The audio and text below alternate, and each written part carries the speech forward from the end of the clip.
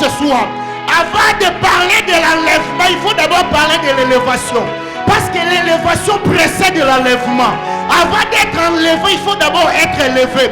Je viens dire à quelqu'un ce soir, il y a un appel qui t'attend. C'est l'appel à l'élévation. Tango ekoki bato batala na dimension mususu. Tango ekoki bato baba na komona na façon nzamba zomonela yo.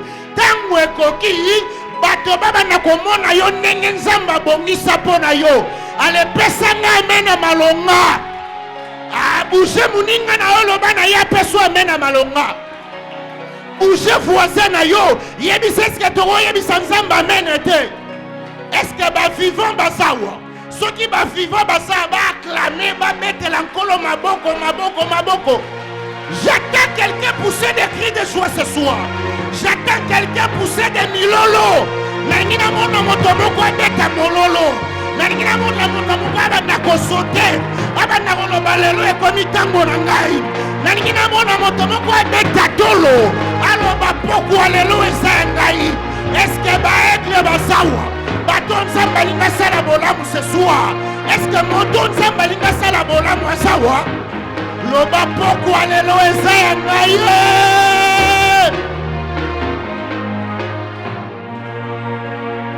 Alléluia. Tombola maboko na yo amoi s'élever.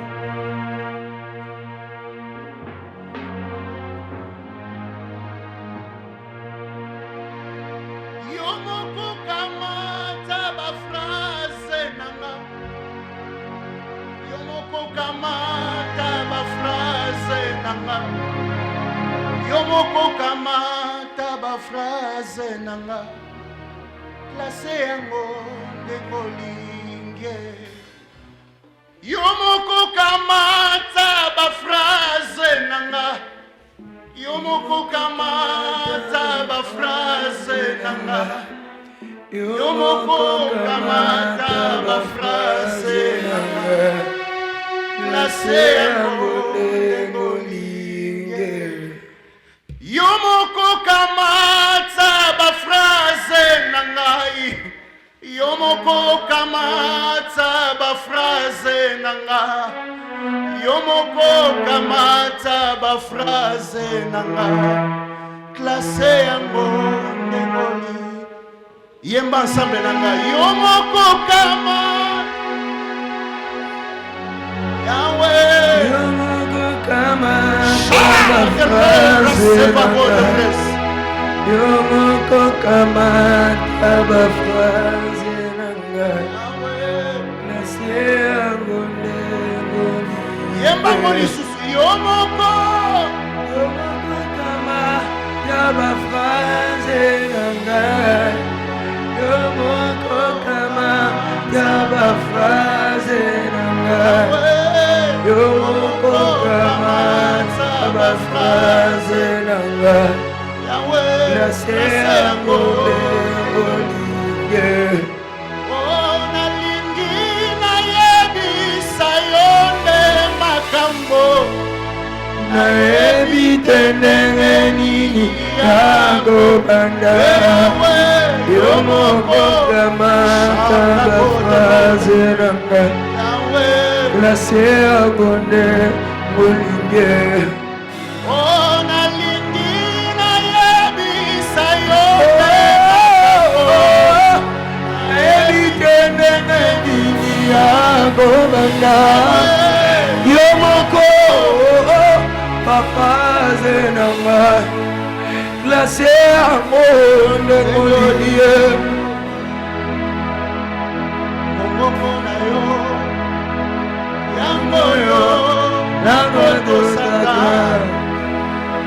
etindaki na yo nzambe yango yo nakosalela bisika nakotambola ngai nanga sekombo na yo kendele ya lokumu ezali yo Yesu nanga. Ata butu ekoumela suka setongo ekotana moipe ekokala sukana yango biano. Oyo mokile lobi. Yamwezalize bamba. Malaba ya bumo.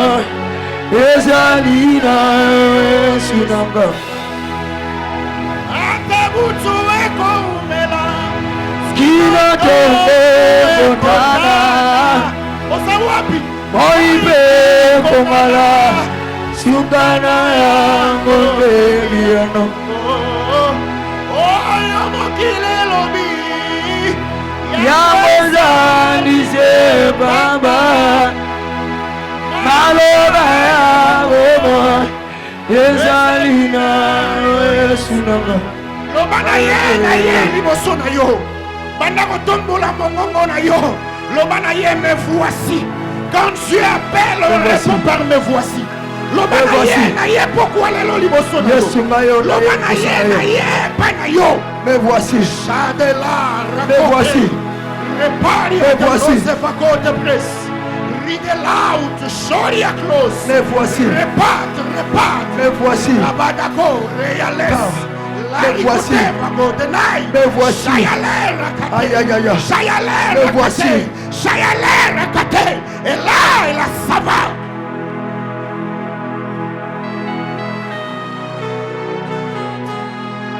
Shoria close, presse. Thank you, Jesus.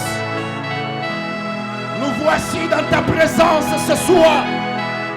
Toye liboso moto mokilité. Toye banao ya bongo la kamakambo. C'est lui qui récupère des choses impossibles. A commis yango possible. Wapi yo Yesu. O change ba adresse bato. Bato balala na ba salon. O pesa bango bandako. Bato ba sans valeur. Yo pesi valeur. O zoba et console. Et les autres ont affiché bango afin que mon kile mon abango. Chavale savabo. Riala riako de presse. Thank you, Jesus. Oh yes. Oh Lugos. Le Paracletos. Paracletos. Thank you, Jesus.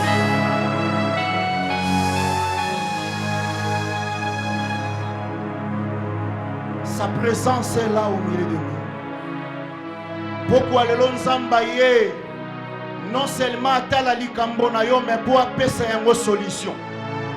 Makambo bato balembana na yango Yesu azopesa yango solution na ba seconde. Makambo batu baluka bapesa solution bakota mabele bakoka te. Pourquoi lelo Nzamba okito alinya pesa yango solution. La ligne ebisa moto moko obima ndengo ya kite. Parce que le Moïse qui avait rencontré le buisson n'était pas le même Moïse qui était sorti de la maison de Pharaon.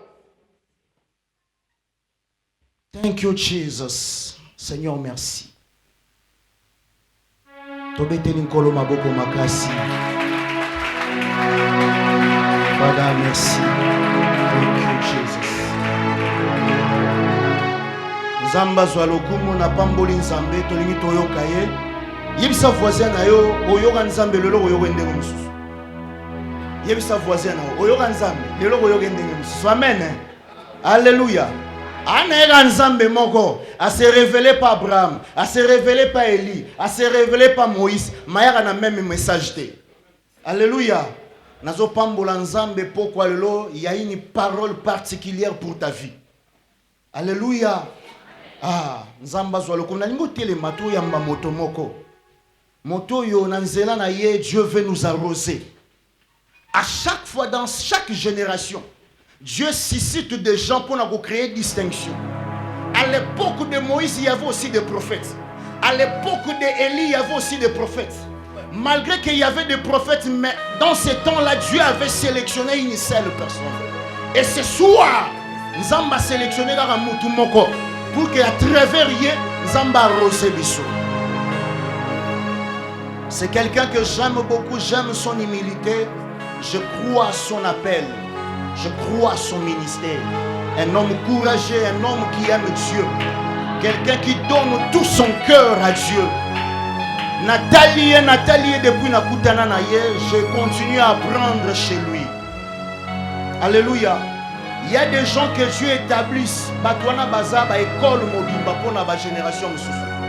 Dieu peut te connecter à quelqu'un, c'est pour qu'il y ait un plus et Katinayo. Alléluia. Depuis que j'ai rencontré cet homme, je l'aime très bien. Parce que ceux qui ont bénéficié de la valeur, on a Katinaye. Est-ce que vous comprenez, Madame Nazoloba? On a bénéficié de l'onction et on a bénéficié de la valeur, on a Katinaye. C'est quelqu'un qui parle très très bien. Nanzela na ye nzamba lingi apambola biso. Place aux atelemato yamba moto na nzamba. Un homme qui a un appel authentique, qui a un ministère authentique. Nazo sal appel na ye, le pasteur Junior Okito, le visionnaire de l'église Messia, donc Azo Poussana, Betelankolo Mololo Malonga.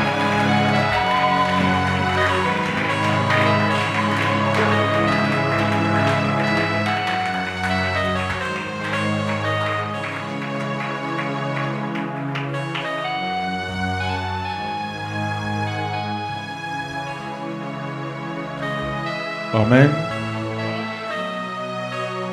Zamba Pambolayo. Merci Seigneur, nous voulons t'écouter. Laisse que ta présence nous accompagne. Au nom de Jésus. Nous stabilisons toute puissance féminine. Contraire à ta volonté ce soir. Seigneur, utilise-nous encore puissamment devant ton peuple. Au nom de Jésus. Amen. Est-ce que vous êtes là dans nos ambera maboko makasi?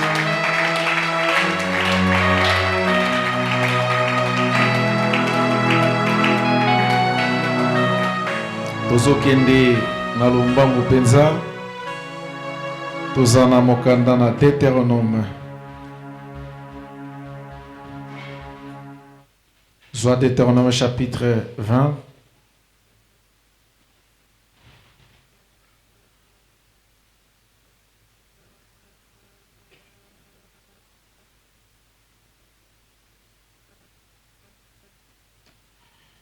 Amen. Deutéronome chapitre 20, versets 3 à 4. Toko Tangayango na moi lombango eko permettre bisoto évoluer déjà pour na mwangonge pusani. La Bible dit: il leur dira, écoutez Israël, vous allez aujourd'hui livrer bataille à vos ennemis. Que votre cœur ne se trouble point. Soyez sans crainte, ne vous effrayez pas, ne vous épouvantez pas devant eux. Car l'Éternel, votre Dieu, marche avec vous pour combattre vos ennemis, pour vous sauver. Amen. Kofanda zamba pambola yo. Na pamboli zambe pour la présence de Jésus na po qu'on a lelo. Bien-aimé, notre thème qui était bataille de destruction des limites. Lorsqu'on parle d'une bataille, tozali komona bitumba acharné. Bitumba oyo eleki bitumba nyos. Alléluia. Tant bazolo ba bataille ezali bitumba oyo eleki ba bitumba nyoso na makasi. C'est-à-dire dernière bitumba ne yango ba benyango bataille. Alors, nous avons dit bataille de destruction des limites. Amen, amen. Ya liboso tozana ba bataille oyo ezali na kati ya mabota na biso. Oyo toko livrer bataille contre yango na poko na lelo. Premièrement, eza ba bataille oyo ezali ko se manifester na niveau ya ba famille na biso. Ya mabota na biso, Chaque motu nenge tozawa motura motu azana libota na ye. Et surtout na kati ya libota na biso ba famille oyo ya africain, nous avons des lois, nous avons des lois qui nous accablent, des liens qui nous accablent. Alléluia. Chaque famille africaine azali na minyololo moko oyo ezako kangaye. Même atana ndenge osokomi na mbongo, mais yebake ozaka kanalie moko ya famille oyo ezali ko bloquer yo quelque part. Ezana moto mosusu akokoloba na komi na mbongo ebele na zesu na lien te. Spirituellement ozana lien, mais mosusu physiquement okomona ko ozana mbongo te parce que ozana okomona ko ozana lien te parce que ozana mbongo. Alléluia. Mais je vais te dire quelque chose, na personne da kisamuke. Lelo yosoko bali mwasa muluba. Obali mwasa muluba tena ndako komi boss komi obali mwasa mbo tena ndako. Soka bimi libanda atoza na mbongo chiba we kozwa yo kaka. Vous comprenez? Quel que soit ton argent, quelle que soit la dimension oyo nengo mati, chaque famille africaine, il y a un lien oyo ezali ko lié na monde spirituel, na mokili oyo leka, na batu oyo baleka, na pouvoir spirituel invisible, quelle que soit la montée en puissance oyo zana yango. C'est-à-dire, il y a la peke na zuimbongo bakutimu nyoso oya famille ezokanga susute. Na zuimbongo biloko nyoso ezaka ba lien ya famille moyen zonga lisusu ezate. Mais malgré mbongo muto azana ngo, soki komilika bakutimu oyo ka kutimu gangi. Biso na baluba boto sala kaboyete. Biso na bayombe to sala kaboyete. Biso na baswahili to sala kaboyete. Biso na ekolo boto sala kaboyete. C'est-à-dire dans chaque famille africaine, il y a toujours la spiritualité qui existe et qui domine. Et beaucoup de gens, oyo, basala ka sambla na yango, et belé makambo, et kanga kabango. Alléluia. Alléluia. Les lots osako vivre, limitation na makambo, et belé. Pourquoi? Parce que beaucoup de gens ne veulent pas entrer dans la profondeur. Yakokundola. Ba réalité spirituelle babi misengo libanda ya yoko zala na mbongo oko tambola ba poto oko kende États-Unis motikali sous a prise ya diable oko kiko voyager au zupe mutuka avoir les voitures les maisons c'est pas la bénédiction.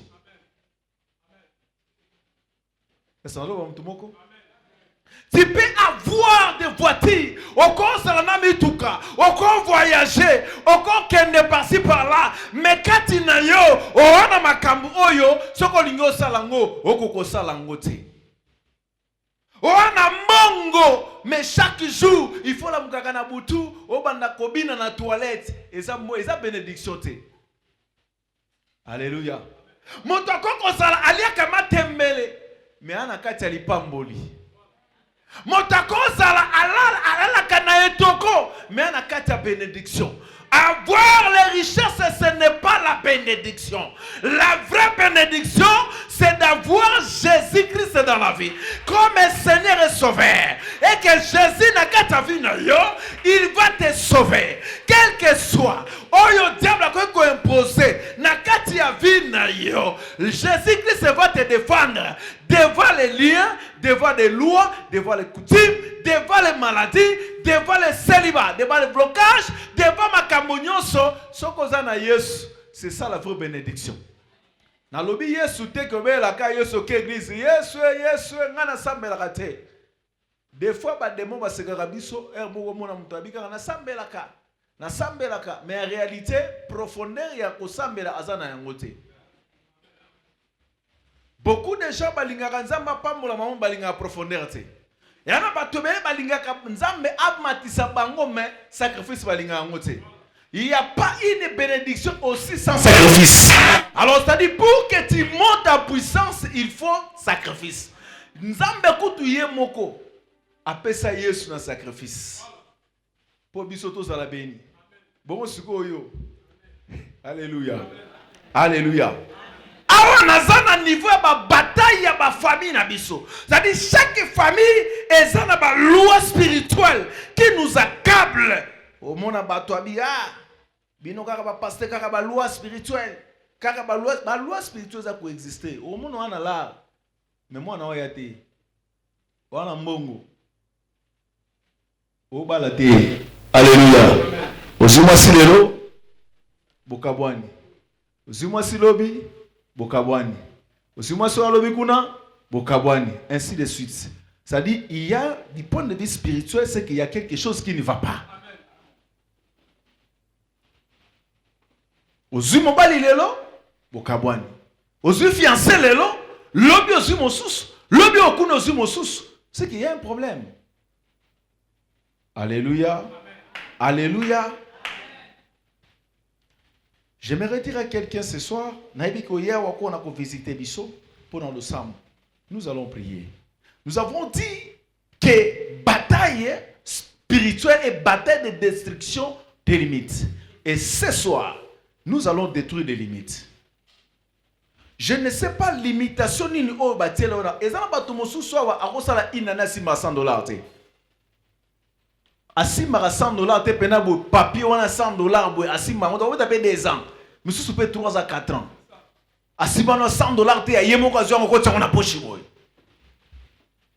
Alléluia. Yana bato mosusu maladi oyo ekufisa bandeko nyonso na kati ya famille ekititi epa na yena minto na zolo bao akomi deja ko banga bi ngape na ko kufa na maladi oyo po bato nyonso basila na mona na famille mosusu papa kufa na maladi wana mwana ya kufi na maladi wana leke ya kufi na les mêmes maladies bazo kende kaka na maladi wana. C'est qu'il y a un problème. Alléluia. Alors, ce qui est hémorragie wana okati yangote, moi et katana ezate. Conscience na yo fo ebake non. Cette fois-ci, il faut na livrer bataille. Bataille ko sala ke na détruit na kata basinga balie nyonso tu ya bakutime ya ba famille balie nyonso oyo ezali ko bloquer bomo inanga. Alléluia. Alléluia.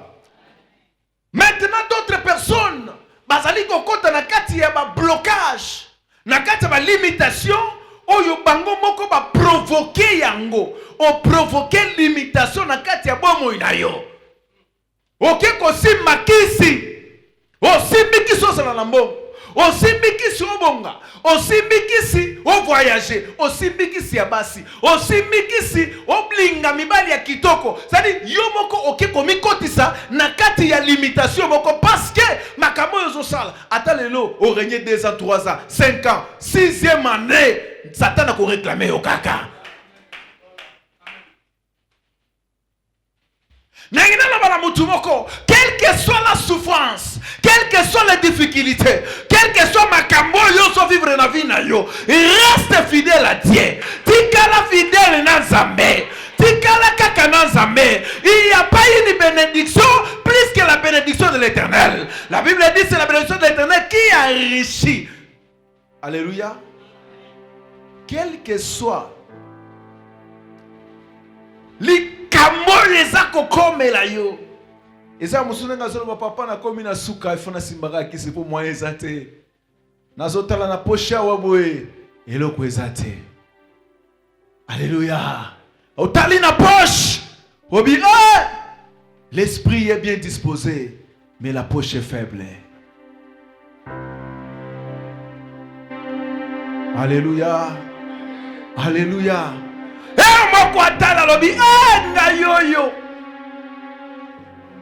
Nga yoyo naza kitoko naza mwasi kitoko. Mais qu'est-ce qui se passe avec moi? Pourquoi nazo mibala malonga te? Camarade moko yo sobi maman, tokeka ka basukola yo et pas ndingari. Asukoli yo. Tango zo sukola yo, okoti limitation na vie na yo. Ko kanisa to avancer, ou avancer te. Ou avancer te ou progresser te. Okoti si problème on a kati vie na yo. Yaya! Pauvreté na yo! Eza absence ya Nzambe te. Mutu mazo comprendre nga? Pauvreté na yo eza absence ya Nzambe te. problème aux anango et absence sans embêter. Et il que parce que tu souffres, Dieu n'est pas là. Et il que parce que aux les moments difficiles, il y a des gens qui se demandent, est-ce que Dieu est toujours avec moi? Et est-ce que Nzambazananga? Parce que des fois je prie mais je ne vois absolument rien.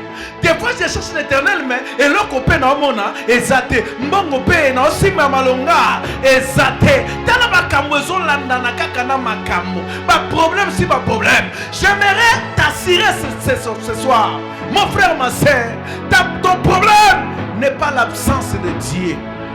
Ton problème n'est pas l'absence de Dieu. Quel que soit tu passes des moments difficiles, il y a Pinayo, il y a Momoinayo, cela ne veut pas dire que Dieu n'est pas là. Dieu est toujours là, mais il attend le moment opportun, il attend le moment venu, il attend le temps convenable, il attend le temps. Alléluia. Je suis en train de me souvenir, la Bible dit dans le livre de Genèse chapitre 18, lorsque Dieu a donné la promesse à Abraham, les anges Bakendeki, la Bible dit, si on regarde dans mon Genèse chapitre 21, oh bien aimé, tu vas découvrir que Dieu s'est souvenu de la promesse, oh il appelle ça qui Abraham, puis appelle si Moana, c'est-à-dire période de 18 à 21. Peut-être Abraham a cela qui n'avait inquiétude. Encore le Manzamba Tikinga. Comment il faut promettre? Comment il faut faire ma camboaboye? Comment il faut faire ma promesse? Mais quoi qu'il s'y en côté. Mais la Bible dit Dieu s'est souvenu de sa promesse. C'est-à-dire ta pauvreté ne veut pas dire l'absence de l'éternel. C'est-à-dire problème n'a eu ezali absence et nzambe. Quel que soit tu souffres, on va souffrir les lots. Quand on a besoin le 11 ans, on souffrir lobby le 12, on va la amer. Lobby le 12, on va changer. On va souffrir les lots, on va souffrir pendant une année. Deuxième année, on miracle na kati bomo nayo. J'aimerais dire à quelqu'un, notre Dieu est encore vivant. Jésus-Christ de Nazareth, oh il va pas kakane kulusu. Où il a dit tout est accompli. Même ta maladie, même ta pauvreté, même ton problème. Et si quand il y a son lobby, tout est accompli. Azoignoso, alata yango, alata yango, alata célibat na yo, alata blocage na yo, alata souffrance na yo, alata nyoso ya mabe ya mawe ba problème ya yo. Et même si tu souffres, reste fidèle à l'éternel. Je suis en train de dire à quelqu'un, reste fidèle à l'éternel. Reste fidèle à l'éternel.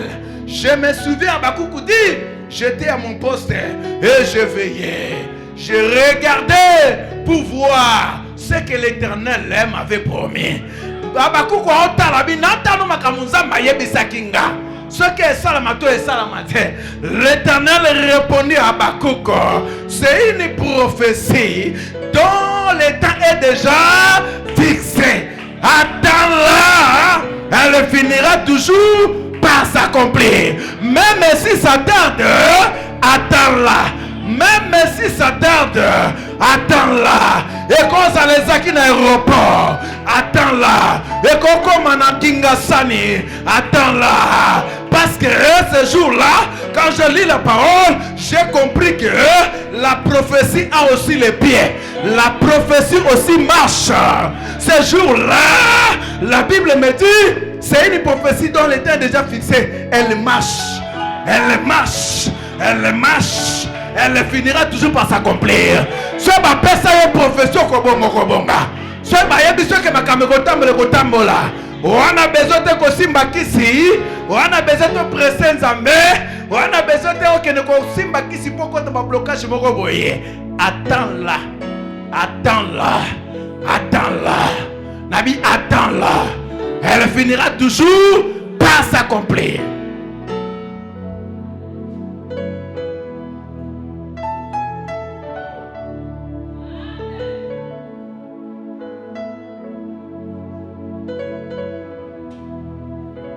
Alléluia. Et la bateau me dit papa. comme tala nzamba peut se raison te. Ok si makisi pas peut se raison pour ne souffrir jamais pas peut se raison to keli felo. Ok li felo yaya.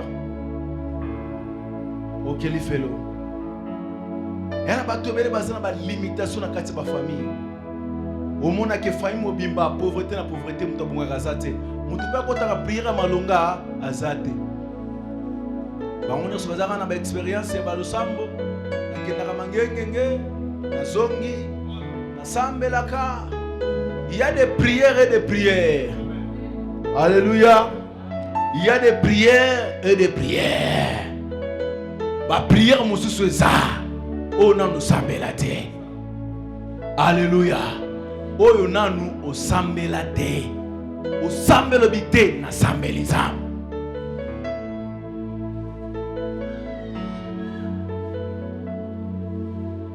Ezana bato mosusu banda akota lo sam abeti 3 semaines na zamba zo sambela 1 semaine 2 semaines 1 mois azo prier kaka yo kolo ba ole kisatan parce que yo ana besoin epela malamoko.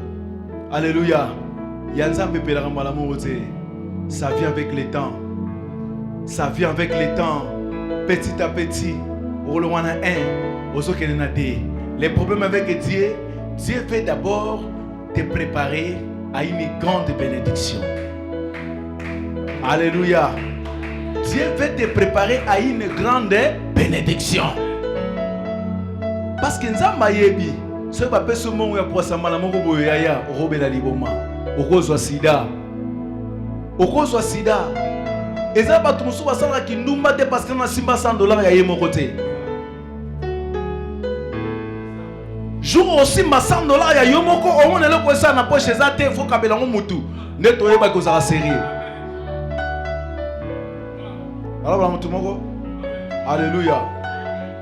Mukolo ko simba ka $200. Au moins que ce chéri ben ko tindire moi 50 na facilité neto yeba soko sambela. Neto ko comprendre ya solo soko za pena mo na nzambe.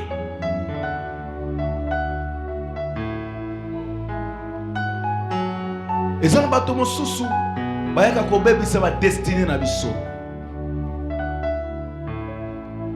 Bato mosusu baza koya pour ba bebisa ba destiné na biso. Et aujourd'hui, nous allons livrer une bataille. Nous allons livrer une bataille. Troba ki destruction des limites. Lelo tango zo bimao ata balobi ke na libota o ya yo ozana limitation. Na bina yo zo koya lelo. Alléluia. Les lotango zo bima ao. Il faut ba limite nyoso ba tela yowana.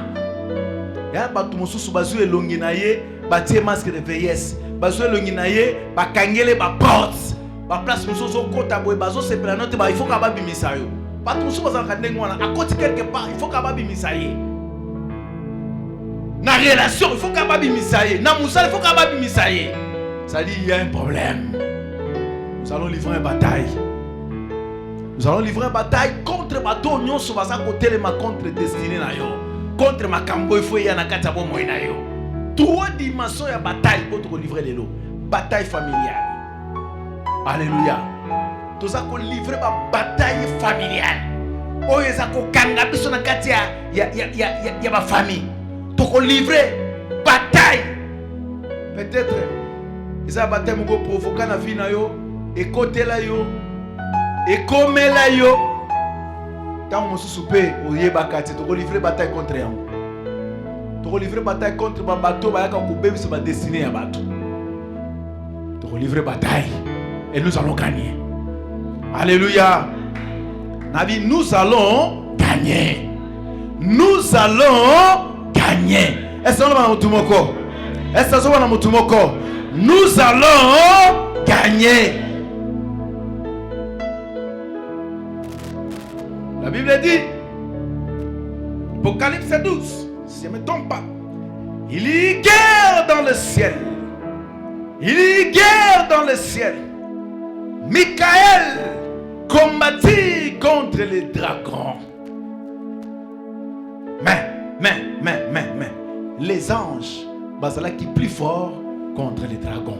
J'aimerais dire à quelqu'un ce soir, je sais que dans Katia Libotano, vous avez les identités. Vous avez les dragons. Vous avez les gens. Oyo, bakanga ba chance batu. Hele batu mususu, bakanga ka balupe mbaya batu.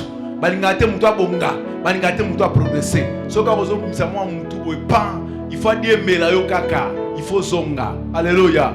Ozo lingo kende, mutu moko zo dire mela yo, azo contrôler yo. Toko livrer bataille contre batouana lelo. Toko livrer bataille contre batouana lelo. Ata mona nakate. Toko livrer bataille contre yi. Mususu ta bozo bimao, oyo kama tanga akufi. Dans la ère moko faut ozana réserve kolela bato mususu na famille. Alléluia. Yana bato mususu nzamba ko longole na kata famille na yo tsoka ye muto banda azalaki auteur ya destruction ya vie na yo.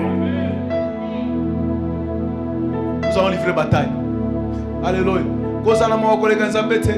Dieu a dit, il a envoyé les prophètes. Samuel, Rabbi, va dire à Saoul, tu vas livrer bataille contre Batouana. Oko détruire bango. Na lingelo comme côté. Ni nyama, ni mutu, na lokelo comme quoi elle la te. Bomba bango nyonso. Nzambo ya keli mutu azolinga batu bakufa. Bongo sikonga mna keli mutu te na osani. To livrer bataille contre bango lelo. Nabi toko livrer bataille contre bango lelo. Josué chapitre 6 verset 1. La Bible dit Jéricho était barricadé. Pas d'entrée, pas de sortie. Personne n'y entrait. Personne n'est sorti. Alléluia. Quand je vois Jéricho dans mon avis, où ils ont barricadé. Bato basi bakanga yango déjà. Banoki bakanga déjà vinayo. Ba bloka yango. Bayebi kenenga to saboye, moyen ça le loco exact. Même si on a 100 $, à ozonga kana 50 $. Moyen traverser place yo exact. J'aimerais dire à quelqu'un ce soir que nous allons livrer bataille contre Batouana na pokwa na lelo au nom de Jésus. Abi ma pesi bango bo tourner, babandi ko tourner, babandi ko tourner, babandi ko tourner, babandi ko tourner. Jéricho ekoyaki.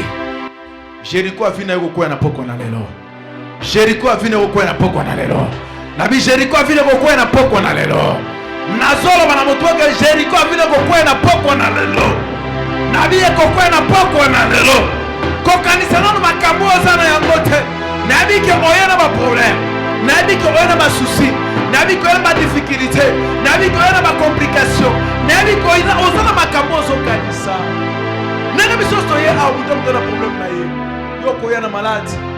Ko yana problème ezolo na motema.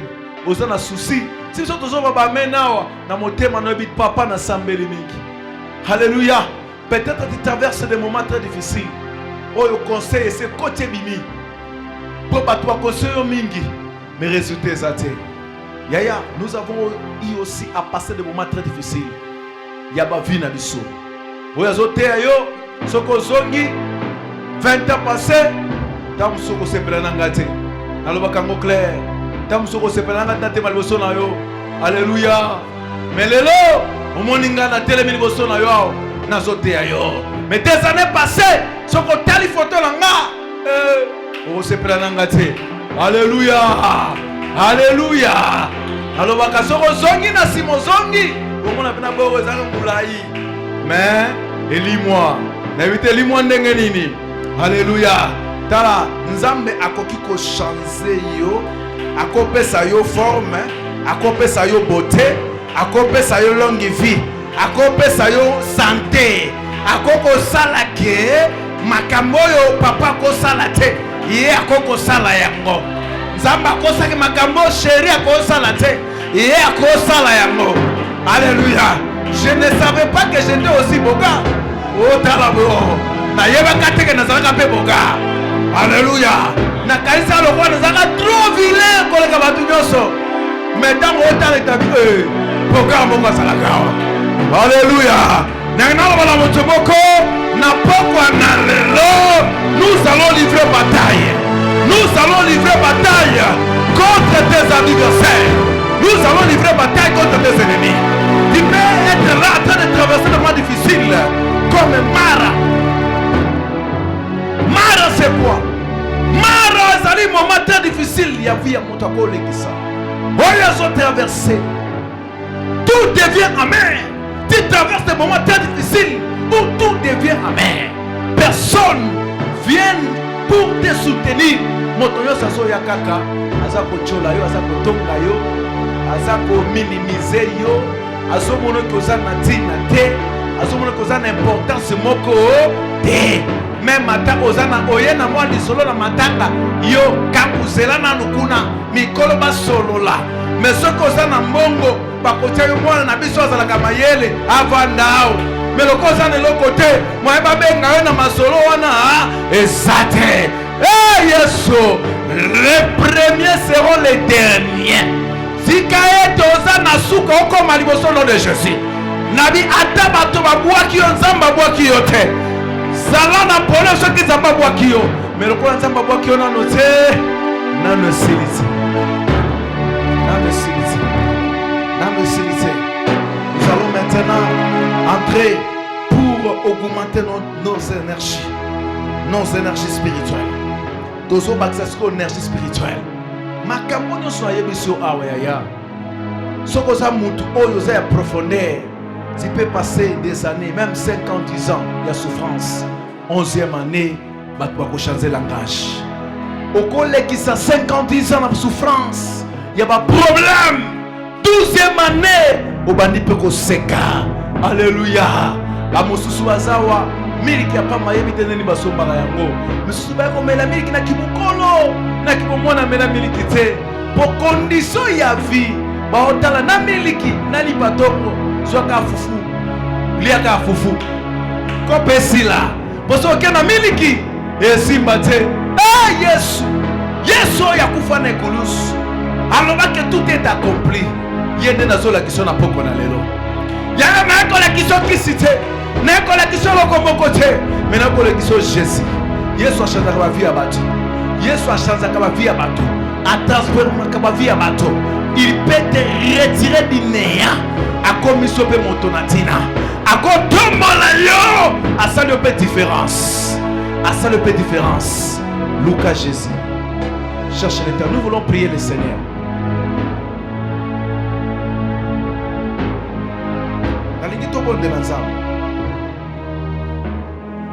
L'énergie spirituelle, on le cherche. Lorsque je parle de l'énergie spirituelle, c'est quelque chose qui vient augmenter notre capacité spirituelle. L'énergie spirituelle, c'est quelque chose qui vient ajouter notre capacité spirituelle. C'est lui qui a l'énergie spirituelle a la capacité ya kosala makamoyo mutako sala yango te.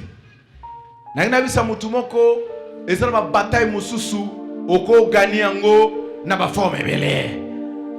Samson akenda ko poma lion a bomakos na maboko. Oh my God. David, la Bible dit, il a déchiré les lions. Alléluia. Mais il y a un homme qui s'appelait Daniel. Alléluia. Il n'avait pas déchiré les lions. Mais a gagné déjà lion à genoux. Alléluia. La Bible dit David il priait à tout moment. À tout moment David priait. Daniel plutôt. Daniel priait à tout moment. Les jours où babwaka ki bango na kati na libulu na moto. Ko sa kwa fungola monoko te. Aka sikolia ete. Alléluia. Ezala ba bataille mususu olongo aka mabolongo na se. Nalobi na mutu moko. Est-ce nazo na mutu moko? Ezala ba bataille mususu okolongo yango kaka mabolongo na se. Batu wa kisio problème ezate fuka mabondi na zamu. Les énergies spirituelles za koluka oyeko bouleverser makamonyos. Prière et chance akabadonner. Prière et ça la kake mutu ataza musika aposa la pembeni na yo. Prière et ça la kake atoza kitoko te mais ba monoka kozongenga. Ba monoka kozana beauté, ba monoka kozangebo ngebo. Prière et ça la kake ata mutu za musika ayo kaka posa ko selo bolamu tika ete na pokwa na lelo lo sambozo sala et même bato ba selo bolamu au nom de Jésus. Tika ete énergie spirituelle tozo so sikoyo na pokwa na lelo et sale la yo bolamu au nom de Nous appelons notre frère Justin. Il va nous introduire. Na kati adoration mo kuma mso lo sam. Na lingi sikoyo to bondela nzambe. Po tozo koma deja na suka. Na lingi to bondela nzambe. Papa miko ngwana. Na lingi to bondela nzambe. Okoki kozala oza awa oza na kati ya badia. Oza na kati ba blocage. Oza na kati ba complication. Oza ba kati ba difficulté. Ba problème oza ko simba te. Na lingi obosa nanu koza ozali c'est pas chef d'une entreprise. Na lingi obosa na ke oza honorable. C'est honorable azawa limbisa biso. Na lingi obosa na ke ozali président ya c'est pas ya orchestre to groupe to eloko moko songolo. Na lingi opesa biso quelques minutes nous allons prier. Parce que après mercredi à lelo les témoignages et kolandama.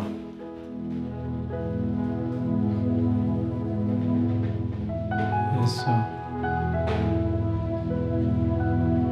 Misa wakanga tumaka maboko na likolo. Mukolo makambo ende Yesu.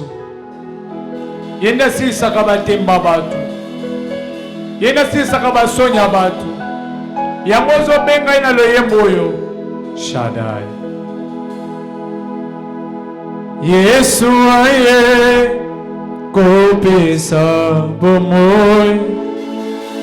Yesu aye awana se. Yesu aye kopesa bomoi. Yesu mobikisi yango Yesu aye.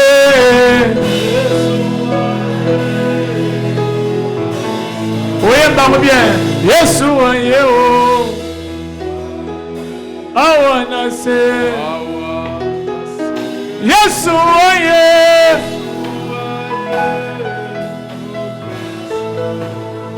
Yesu nanga yo.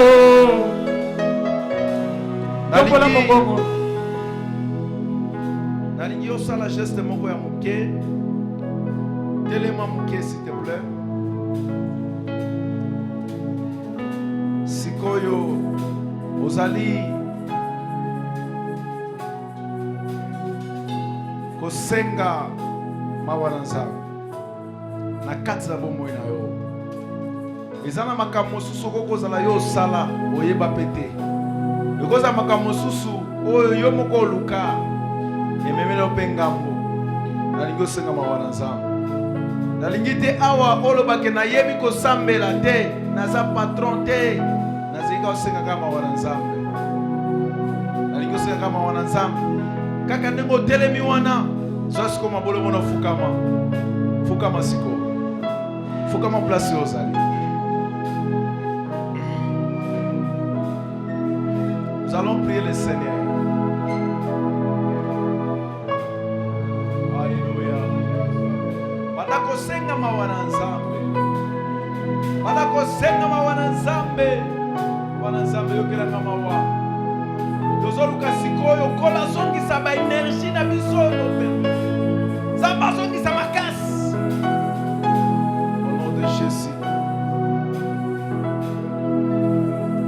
Yesu aye kopesa bomoi. Yesu aye awana se. Yesu aye kopesa bomoi. Yesu mobikisi. Yesu aye kopesa bomoi. Yesu aye awana se. Yesu aye kopesa bomoi Yesu mobikisi otali mabe na ngai te Yesu otiki ngwenda na yo ya kokupela ngai otali bambeba na ngai te Yesu ozongo na mapeka na yo Yesu oye kopesa bomoi Yesu mobikisi nayembi sanzola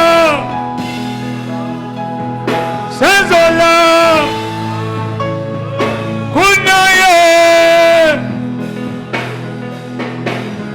yaya kuna ye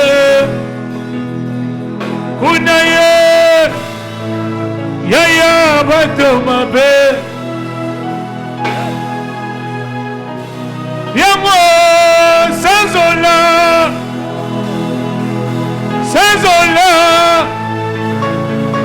kuna yo Samba banda siko kotondi sayo na nguya banda kosenga nguya na Nzambe loba na Nzambe Seigneur nasengi puissance nasengi nguya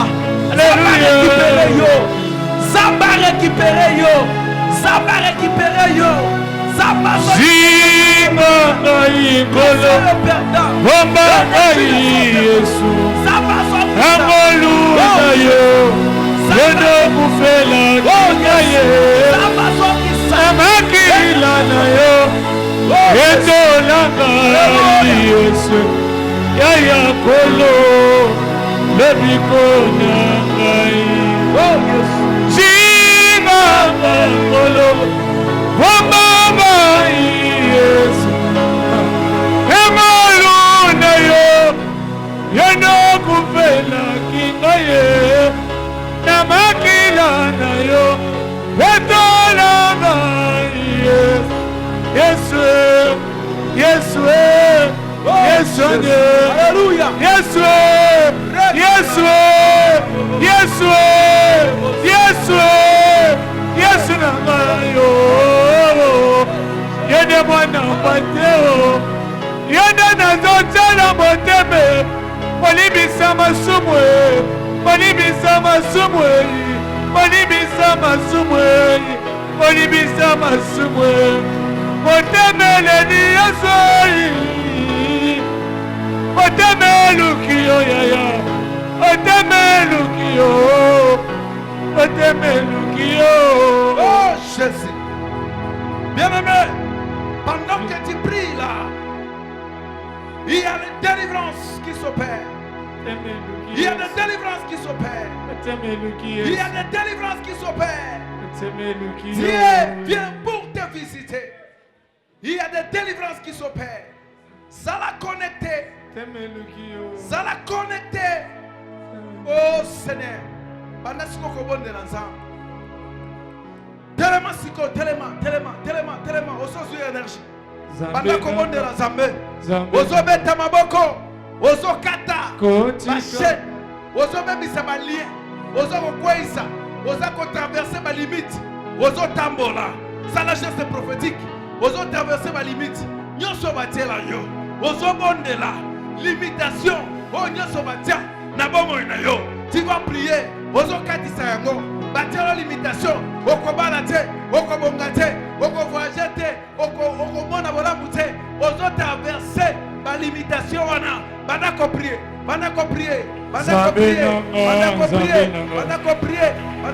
Otikangante na maboko ya ikolo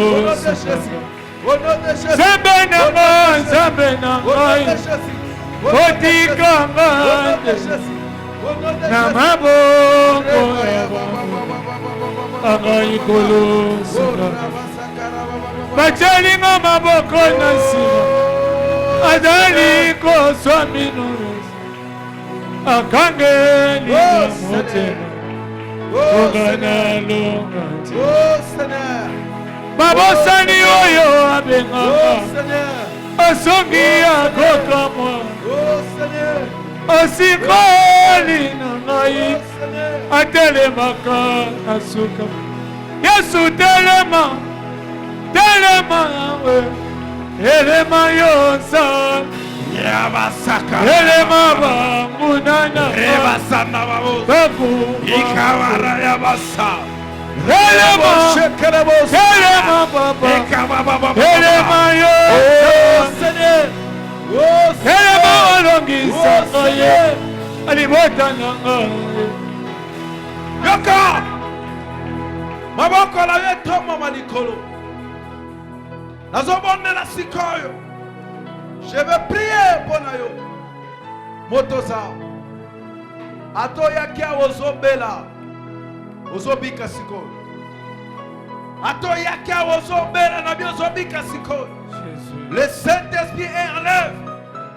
Tu vas guérir maintenant. Nabi okobika sikoyo. Ato yakia ozobela. Ozobika. Zala connecté. Robo shekerebo safuteri komono yo sakawaka. Laukamana yashide. Gloria wishinde yamana ya safa.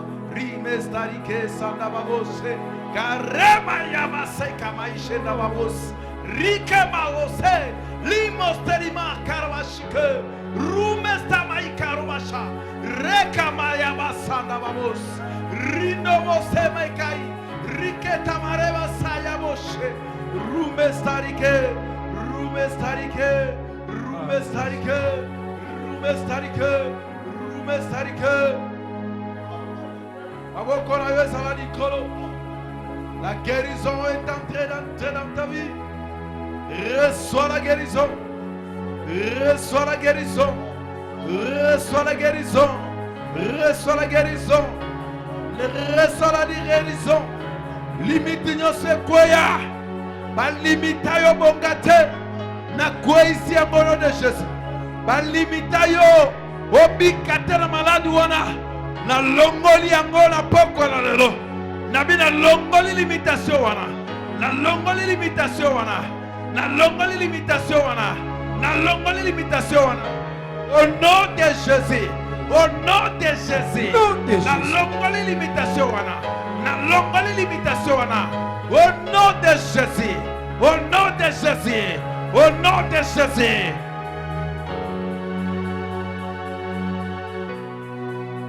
Sokosawa Ozaki Kobela bana ko bouger place ozali ato bana ko telema telema Sokosawa badaki Kobela bana ko bouger place au monde ko Ozaki ya Kobela. Guérison et continue ndako na yo. Guérison continue bomo ina yo. Guérison continue bomo ina yo. Tu es guéri au nom de Jésus. Obiki na kombo na Yesu. Limitation se quoi au nom de Jésus. Jésus. Na